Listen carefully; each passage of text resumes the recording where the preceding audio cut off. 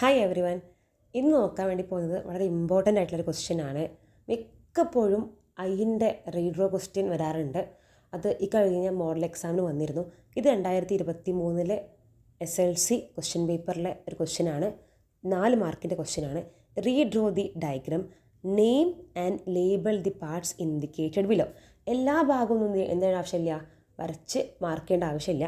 താഴെ കൊടുത്ത ക്വസ്റ്റ്യൻസിൻ്റെ മാത്രം പാർട്ട് എന്ത് ചെയ്യുക, ലേബിൾ ചെയ്യുക. First question, the transparent anterior part of the sclera.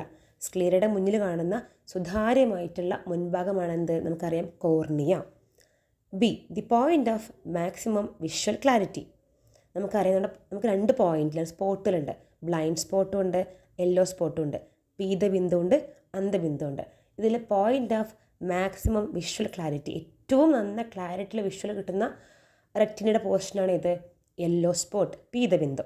Then transmit impulses the visual centre of the brain. നമുക്കറിയാം ഓരോ സെൻസ് ഓർഗൻസിന്നും നെർവ് പോകുന്നുണ്ട് ബ്രെയിനിനകത്തേക്ക്, അല്ലേ?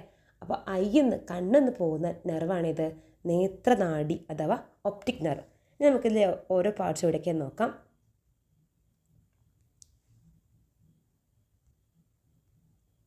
First one, the transparent anterior part of the sclera. സ്ക്ലീറയുടെ ദൃഢപടലത്തിൻ്റെ മുൻഭാഗത്ത് കാണുന്ന സുതാര്യമായിട്ടുള്ള ഭാഗം, അല്ലേ? നമുക്കറിയാം ഏറ്റവും മുന്നിലെ ഭാഗമാണ് എന്ത്, cornea. Then the point of maximum visual clarity. ഇവിടെ ചെറിയൊരു ഗ്രൂവിടെ കാണാൻ പറ്റും, പീതബിന്ദു അഥവാ yellow spot. Transmit impulses the visual centre of the brain. നമുക്കറിയാം ഇവിടുന്ന് നെർവ് അറൈസ് ചെയ്യുന്നുണ്ട്, ഒപ്റ്റിക് നെർവാണ്. സോ ഫസ്റ്റ് ക്വസ്റ്റ്യൻ്റെ ആൻസർ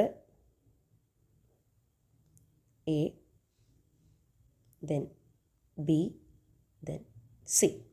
ഓക്കെ, അപ്പോൾ ഐൻ്റെ ഓരോ ക്വസ്റ്റ്യൻസ് നമ്മൾ ഡിസ്കസ് ചെയ്യും. കൃത്യമായിട്ട് വരയ്ക്കാനും ആ ചോദ്യത്തിൻ്റെ ഉത്തരം കൃത്യമായിട്ട് ലേബിൾ ചെയ്യാനും പഠിക്കുക കേട്ടോ. Thank you.